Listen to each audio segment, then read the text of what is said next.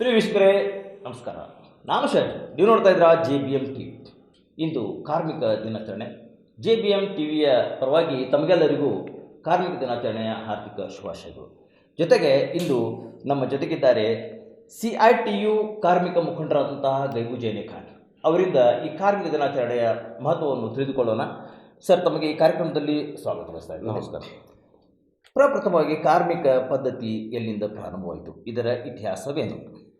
ಮೊದಲನೇದಾಗಿ ಈ ದೇಶದ ಈ ರಾಜ್ಯದಲ್ಲಿ ದುಡಿಯುವಂಥ ಎಲ್ಲ ವರ್ಗದ ಜನರಿಗೆ, ರೈತ ಕಾರ್ಮಿಕರಿಗೆ ಮೊದಲನೇದಾಗಿ ಮೇ ದಿನದ ಎಲ್ಲರಿಗೂ ಕಾರ್ಮಿಕ ದಿನಾಚರಣೆಯ ಶುಭಾಶಯಗಳು. ಈಗ ನೀವು ಕೇಳಿದಂಥ ಪ್ರಶ್ನೆ, ಕಾರ್ಮಿಕ ಪದ್ಧತಿ ಯಾವ ರೀತಿ ಇತ್ತು, ಈಗ ಹೆಂಗೆ ಅಂಥೇಳಿ ಏನು ಕೇಳಕತ್ತೀರಿ. ಮೊದಲು ಕಾರ್ಮಿಕರನ್ನು ಗುಲಾಮರ ರೀತಿಯಲ್ಲಿ ದುಡಿಸ್ಕೊಳ್ಳುವಂಥ ಒಂದು ಪದ್ಧತಿ ಇತ್ತು.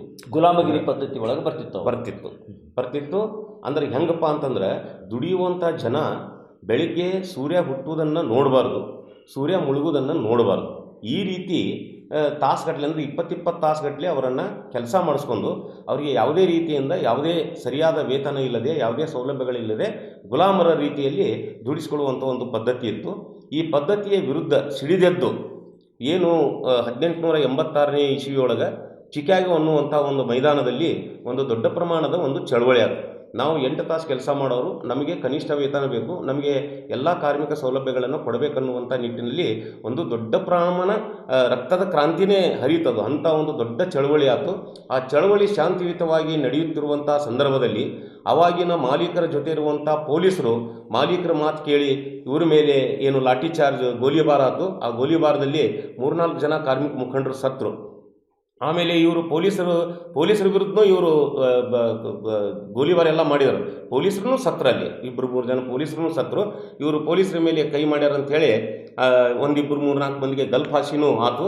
ಇಂಥ ಒಂದು ಇತಿಹಾಸ ಇರುವಂಥ ಇದು ಒಂದು 1886ರ ಚಿಕಾಗೋ ಮೈದಾನದಲ್ಲಿ ನಡೆದಂಥ ದೊಡ್ಡ ಕ್ರಾಂತಿ. ಅದೇ ಮುಂದೆ ಕಾರ್ಮಿಕ ದಿನಾಚರಣೆ ಅನ್ನುವಂಥ ಒಂದು ನಿಟ್ಟಿನಲ್ಲಿ ಬಂತು. ಇವತ್ತು ನಾವು ಆಚರಣೆ ಮಾಡುವಂಥದ್ದು 140ನೇ ಕಾರ್ಮಿಕ ದಿನಾಚರಣೆಯನ್ನು ನಾವು ಇವತ್ತು ಆಚರಣೆಯನ್ನು ಮಾಡ್ತಾಯಿದ್ದೀವಿ. 140 ವರ್ಷಗಳ ಇತಿಹಾಸ ಹೊಂದಿದಂಥ ಕಾರ್ಮಿಕ ಪದ್ಧತಿಯನ್ನು ಈಗ ತಾವು ಯಾವ ರೀತಿಯಾಗಿ ನೋಡ್ತೀರಿ? ಅಂದ್ರೆ ಆಗಿನ ಪದ್ಧತಿ ಯಾವ ರೀತಿಯಾಗಿತ್ತು, ಆಗ ಈಗ ಅದರ ಮಹತ್ವ ಏನು ಪಡೆದುಕೊಂಡಿದೆ? ಸರಿ, ಮೊದಲು ಏನು ದೊಡ್ಡ ಪ್ರಮಾಣದಲ್ಲಿ ಚಳವಳಿಯನ್ನು ಮಾಡಿ, ಅಂದರೆ ಯಾವ ರೀತಿ ಕ್ರಾಂತಿ ಹುಟ್ಟತೈತೆ ಅಂತಂದ್ರೆ, ಒಂದು ಸಣ್ಣ ಒಂದು ಉದಾಹರಣೆ ಹೇಳಬೇಕಂತಂದ್ರೆ, ಒಂದು ಸಬ್ಕಾರದ ಒಂದು ಫ್ಯಾಕ್ಟ್ರಿ ಅಂತ ಇಟ್ಕೋರಿ ನೀವು. ಆ ಸಬ್ಕಾರ್ ಫ್ಯಾಕ್ಟ್ರಿಯಲ್ಲಿ ದುಡಿಯುವಂಥ ಕಾರ್ಮಿಕರು ಒಂದು 100 ಜನ ಇದ್ದರು. ಆ ಮಾಲೀಕರು ಅವ್ರ ಕಡೆ ದುಡಿಸ್ಕೊತಿದ್ರು. ಒಂದು ಸಬ್ಕಾರ್ ತಯಾರು ಮಾಡ್ತಿದ್ರು ಅವರು. ಅಂದ್ರೆ 100 ಜನ 100 ಸಬ್ಕಾರ್ ತಯಾರು ಮಾಡ್ತಿದ್ರು. ಅವ ಮಾರ್ಕೆಟ್ನಾಗ ಒಯ್ತಿದ್ದ. ಮಾರ್ಕೆಟ್ನಾಗ ಹೋದ್ಮ್ಯಾಗ ಅದು ಡಿಮಾಂಡ್ ಆಯಿತು. ಡಿಮಾಂಡ್ ಆದ್ಮ್ಯಾಗ ಮಾಲೀಕರು ಏನಂದ್ರು, 2 ಸಬ್ಕಾರ್ ತಯಾರು ಮಾಡಿರಿ ಅಂದ್ರೆ ಅದೇ ಪಗಾರನಾಗನ ಅದು 200 ಸಬ್ಕಾರ ಅದು. ಅಂದರೆ ಇನ್ನೂ ಹೆಚ್ಚು ಡಿಮಾಂಡ್ ಆಯ್ತು. ಆದ್ರೆ ಮಾಲೀಕ ಮಾತ್ರ ಇವರು ದುಡಿಯುವಂಥ ಪಗಾರ ಅಷ್ಟೇ ನಾವು ಕೊಡಾಕ್ತೀನಿ, ಇನ್ನೂ ಹೆಚ್ಚಿಗೆ ಕೊಡಬೇಕಂತ ಅನ್ನುವಂಥದ್ದು ಏನೂ ಮನಸ್ಸಿನಾಗ ಬರಲಿಲ್ಲ. ಅವಾಗೇನೈತಿ, ಇವರೆಲ್ಲ ಕಾರ್ಮಿಕರು ಕೂಡಿ ನಾವು ಕೆಲಸ ಹೆಚ್ಚು ಮಾಡಾಕತ್ತೀವಿ, ನಮಗೇನು ಇವರು ಸರಿಯಾದ ವೇತನ ಕೊಡಾಕತ್ತಿಲ್ಲ ಅನ್ನುವಂಥ ನಿಟ್ಟಿನಲ್ಲಿ ಒಂದು ಕ್ರಾಂತಿ ಅಲ್ಲಿತ್ರ ಬಂತು. ಅವರು ಕ್ರಾಂತಿ ಮಾಡಿದ್ದಕ್ಕನ ಕಾರ್ಮಿಕ ಸೌಲಭ್ಯಗಳು ಬಂದು ನಮ್ಗೆ. ಅವ್ರಿಗೆ ಗ್ರ್ಯಾಚ್ಯುಟಿ ಕೊಡಬೇಕಂತಾತು, ಕನಿಷ್ಠ ವೇತನ ಕೊಡಬೇಕಂತಾತು, ಬೋನಸ್ ಕೊಡಬೇಕಂತಾತು, ಆಮೇಲೆ ಮೆಡಿಕಲ್ ಬೆನಿಫಿಟ್ ಕೊಡಬೇಕಂತ, ಹೀಗೆ ಹಲವಾರು ಸಾಮಾಜಿಕ ಭದ್ರತೆ ಕೊಡಬೇಕು ಅಂತ ಹೇಳಿ ಆಯ್ತು. ಹಿಂಗೆ ಹಲವಾರು ಸೌಲಭ್ಯಗಳನ್ನು ಕೊಡಬೇಕನ್ನುವಂಥ ನಿಟ್ಟಿನಲ್ಲಿ ಆ ಕ್ರಾಂತಿಯ ಮುಖಾಂತರ ಬಂದಿದ್ದು. ಆದರೆ ಇವತ್ತೇನಾಗಿಬಿಟ್ಟೈತೆ ಅಂತಂದರೆ, ಇವತ್ತಿರುವಂಥ ಸರ್ಕಾರಗಳು, ನಮ್ಮನ್ನಾಳುವಂಥ ಸರ್ಕಾರಗಳೇನದಾವಲ್ಲ, ಅವು ಇವತ್ತು ಕಾರ್ಮಿಕ ಕಾನೂನುಗಳನ್ನು ಬದಲಾವಣೆ ಮಾಡಿ 44 ಕಾರ್ಮಿಕ ಕಾನೂನುಗಳನ್ನು ಬದಲಾವಣೆ ಮಾಡಿ 4 ಸಂಹಿತೆಗಳನ್ನಾಗಿ ಮಾಡಿ, ಅಂದರೆ 4 ಕೋಡ್ಗಳನ್ನಾಗಿ ಮಾಡಿ ಇವತ್ತು ಕಾರ್ಮಿಕರಿಗೆ ಸಿಗುವಂಥ ಸೌಲಭ್ಯಗಳನ್ನು ಕಸಿದುಕೊಳ್ಳುವಂಥ ಒಂದು ಕುತಂತ್ರ ಮಾಡಾಕ್ತಾರೆ. ಇದರ ವಿರುದ್ಧ ನಾವು ದೊಡ್ಡ ಪ್ರಮಾಣದಲ್ಲಿ ಪ್ರತಿಭಟನೆಯನ್ನು ಮಾಡಾಕತ್ತೀವಿ. ಅಂದ್ರೆ ತಾವು ಹೇಳುವಂಥದ್ದು ಏನು ಅಂತಂದರೆ, ಸರ್ಕಾರಿ ನೌಕರರಿಗೆ ಕನಿಷ್ಠ ವೇತನ ಇರ್ತೈತಿ, ಆದರೆ ಕಾರ್ಮಿಕರಿಗೆ ಏನೈತಿ ದುಡಿದಂಥ ದುಡಿಮೆಯೂ ಕೂಡ ಸಿಗುವುದಿಲ್ಲ, ಅದಕ್ಕೆ ತಕ್ಕಂಗೆ ಏನೈತಿ ಬೆಲೆ ಸಿಗ್ತಾ ಇಲ್ಲ, ಅದಕ್ಕಾಗಿ ನಾವು ಹೋರಾಡ್ತೀವಿ ಅನ್ನುವಂಥ ಮಾತನ್ನು ತಾವು ಹೇಳ್ತಾ ಇದ್ದೀರಿ. ಆದರೆ ಈಗ ಒಟ್ಟಿನಲ್ಲಿ ಹೇಳಬೇಕಾಗಿತ್ತಂತಂದ್ರೆ, ಈಗ ತಮ್ಮ ಮುಂದಿನ ನಡೆ ನುಡಿಗಳೇನು? ಸರಿ, ಈಗ ಸರ್ಕಾರಿ ನೌಕರರು ಅಂತ ನಾವೇನು ಹೇಳಿದ್ರು, ಅವರು ಸಂಘಟಿತ ವರ್ಕರ್ಸ್. ಅವರೆಲ್ಲ ಸಂಘಟಿತ ಅಂದ್ರೆ ಅವರಿಗೆಲ್ಲ ಸೌಲಭ್ಯಗಳು ಸಿಗುವಂಥದ್ದು ಏನಿರ್ತವೆ ಸಂಘಟಿತ. ನಾವೇನದಿಲ್ಲ, ಭಾಳಷ್ಟು ಈ ದೇಶದಲ್ಲಿ 92% ಜನ ಅಸಂಘಟಿತ ಕಾರ್ಮಿಕರದಾರ. ಅಂದ್ರೆ ಅವ್ರು ಯಾವುದೇ ರೀತಿ ಅಂದರೆ ಸರ್ಕಾರ ಇಲ್ಲ ಅವರಿಗೆ, ಅಂದರೆ ಮಾಲೀಕರ ಮೇಲೇ ಕೆಲಸ ಮಾಡೋದು. ಅಸಂಘಟಿತ ಕಾರ್ಮಿಕರು ಗುತ್ತಿಗೆ ಮೇಲೆ ದುಡಿಯುವಂಥದ್ದು, ಯಾವುದೋ ಒಂದು ಮಾಲೀಕರಂತೆ ದುಡಿಯುವಂಥದ್ದು, ಅದರೊಳಗೆ ಈಗ ಹೋಟೆಲ್ ಕಾರ್ಮಿಕರು, ಬಿಡಿ ಕಾರ್ಮಿಕರು, ಕಟ್ಟಡ ಕಾರ್ಮಿಕರು, ಗ್ರಾಮ ಪಂಚಾಯಿತಿ, ಅಂಗನವಾಡಿ, ಬಿಸಿ ಊಟ, ಇದು ಎಲ್ಲ ಅಸಂಘಟಿತ ಕಾರ್ಮಿಕರು. ಇವೆಲ್ಲ ಈ ಅಸಂಘಟಿತ ವಲಯದಲ್ಲಿ ದುಡಿಯುವಂಥ ಕಾರ್ಮಿಕರಿಗೆ ಈಗಾಗಲೇ 106 ವರ್ಷಗಳಿಂದ ನಾವು ಏನು ಕನಿಷ್ಠ ವೇತನ ಕೊಡಬೇಕಂತ ಹೇಳಿ ನಾವು ಏನು ಹೋರಾಟ ಮಾಡ್ಕೊತ ಬಂದೀವಿ. ಆ ಕನಿಷ್ಠ ವೇತನ ಈಗೂ ಕೊಡಬೇಕಂತೇಳಿ ನಮ್ಮ ಹೋರಾಟ ನಡೆದೈತಿ. ಈಗ ಇದೇ ಸರ್ಕಾರ, ನಮ್ಮಲ್ಲಿರುವಂಥ ಕರ್ನಾಟಕ ರಾಜ್ಯ ಸರ್ಕಾರ 11/4/2025 ನೋಟಿಫಿಕೇಶನ್ ಹೊರಡಿಸಿತ್ತು, ಕರಡು ಅಧಿಸೂಚನೆಯನ್ನು ಹೊರಡಿಸಿತ್ತು ಕನಿಷ್ಠ ವೇತನದ್ದು. ಅದಕ್ಕೆ ಆಕ್ಷೇಪಣೆಗಳನ್ನು ಕೇಳಿದ್ರು. ಆಕ್ಷೇಪಣೆ ಎಲ್ಲ ಕೊಟ್ಟಿವಿ, ಎಲ್ಲ ಮುಗೀತು. ಆದರೂ ಅಂತಿಮವಾದಂಥ ಕರಡು ಅಧಿಸೂಚನೆಯನ್ನು ಹೊರಡಿಸದೆ ಇವತ್ತು ಕಾರ್ಮಿಕರಿಗೆ ಕನಿಷ್ಠ ವೇತನ ಕೊಡಲಿಕ್ಕೆ ತಯಾರಿಲ್ಲ. ಅಂದರೆ ಸರ್ಕಾರಿ ನೀತಿ ಹೇಳುವುದೊಂದು ಮಾಡುವುದೊಂದು ಮಾಡ್ತಾ ಇದೆ. ಕರೆಕ್ಟ್. ನಮ್ಮ ಮಾತಿಗೆ ಬೆಲೆ ಕೊಡ್ತಾ ಇಲ್ಲ. ನಾವು ಯಾವಾಗ ಸಿಡಿದು ಹೇಳ್ತೀವೋ ಅದು ಗೊತ್ತಿಲ್ಲ. ಯಾಕಂದರೆ ಕನಿಷ್ಠ ವೇತನ ನಾವು ಕೇಳ್ತಕ್ಕಂಥ ನಮ್ಮ ದುಡಿಮೆಗೆ ತಕ್ಕಂತೆ ನಮಗೆ ವೇತನ ಕೊಡಿ ಅಂತ ಕೇಳ್ತಾ ಇದ್ದೀವಿ. ಸರಿ, ಸರ್ಕಾರ ಮುಂದಿನ ನಡೆ ಏನನ್ನುವಂಥದ್ದು ಏನಾದರೂ ತಮಗೆ ಅನಿಸ್ತೈತಿ? ಕೊಡಬಹುದು. ನೋಡಿ ಸರ್, ಮಾಲೀಕರ ಪರವಾಗಿರುವಂಥ ಸರ್ಕಾರಗಳು ಯಾವತ್ತೂ ಕಾರ್ಮಿಕರ ಪರವಾಗಿ ಇರೋದಿಲ್ಲ. ಈಗ ನಿಮ್ಗೆ ಹೇಳಿದ್ದು ನಾನು, ಈಗ ಕಾರ್ಮಿಕ ಕಾನೂನುಗಳನ್ನು ಬದಲಾವಣೆ ಮಾಡ್ಯಾರ. ಮೊದಲೇನಿತ್ತಂತಂದ್ರೆ ಒಂದು 100 ಜನ ಕೆಲಸ ಮಾಡುವಂಥ ಫ್ಯಾಕ್ಟ್ರಿ ಇದ್ದರೆ ಅವ್ರಿಗೇನಾದರೂ ಲಾಸ್ ಆಗಿದ್ದರೆ ಆ ಮಾಲೀಕರಿಗೆ ಅವರು ಸರ್ಕಾರದ ಪರ್ಮಿಷನ್ ತಗೊಂಡು ಅದನ್ನು ಬಂದ್ ಮಾಡಬೇಕು ಅಂಥೇಳಿ ಕಾಯ್ದೆ ಇತ್ತು. ಈಗ ಆ ಕಾಯ್ದೆಯನ್ನು 100 ಜನ ಇದ್ದಿದ್ದನ್ನು 300 ಜನ ಮಾಡ್ಯಾರಿ. 300 ಜನ ಅಲ್ಲಿ ಇರಲಿಲ್ಲ ಅಂದ್ರೆ 299 ಜನ ಫ್ಯಾಕ್ಟ್ರಿ ಒಳಗೆ ಇರಲಿಲ್ಲ ಅಂತಂದ್ರೆ ಮಾಲೀಕ ಬೇಕಾದಾಗ ಚಾಲು ಮಾಡ್ಬೋದು, ಬೇಕಾದಾಗ ಬಂದ್ ಮಾಡ್ಬೋದು, ಬೇಕಾದಾಗ ಕೆಲಸ ಕೊಡ್ಬೋದು, ಬೇಕಾದಾಗ ಕೊಡಲಿಕ್ಕಿಲ್ಲ.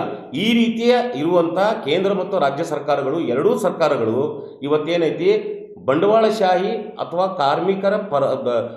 ಮಾಲೀಕರ ಪರವಾಗಿ ಕೆಲಸ ಮಾಡುವಂಥ ಇದನ್ನು ಹುನ್ನಾರ ನಡೆಸ್ಯಾರ.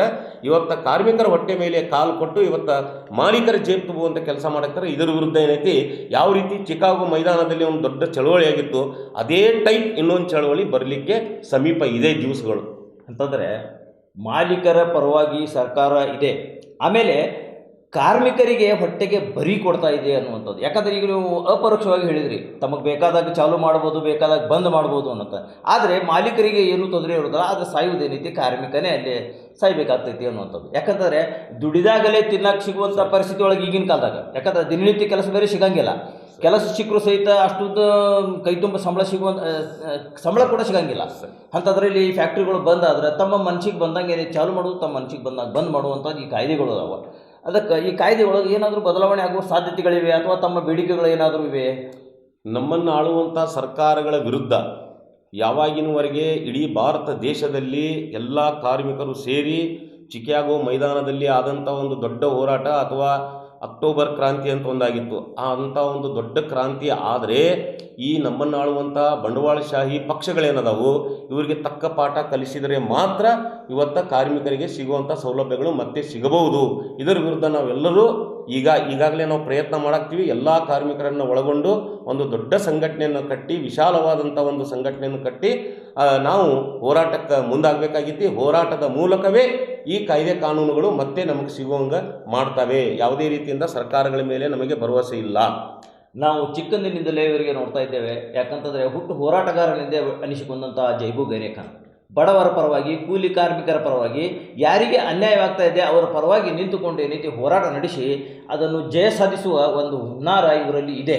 ಅವರು ಪಣ ತೊಟ್ಟು ನಿಂತಾಗ ಏನೈತಿ ಎಂತೆಂಥ ಕೆಲಸಗಳು ಏನೈತಿ ತಾವು ಕಾರ್ಯರೂಪಕ್ಕೆ ಬರುವಾಗ ಕೂಡ ಅನೇಕ ಕೆಲಸಗಳು ತಾವು ಮಾಡಿದ್ದೀರಿ.